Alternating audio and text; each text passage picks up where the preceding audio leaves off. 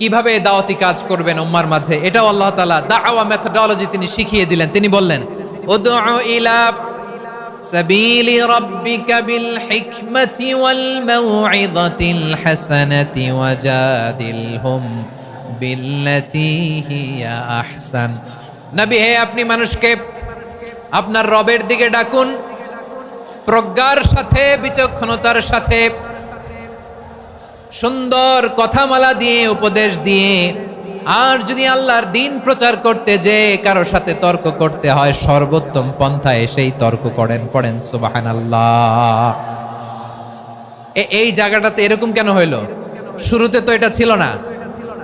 এখন আইন শৃঙ্খলা বাহিনী তোমাদের সাথে লাঠি চার্জ করবে, ধাক্কাধাক্কি করবে, তোমরা আমার সাথে এটা হবে এরকম?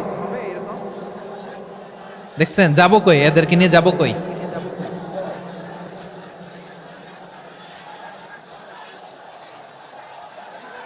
তোমরা তো ব্যথা পাবা, ব্যথা পাবা তো। বসো না, বসো না, সবাই বসতে পারলে তোমাদের কি, বসো বসো।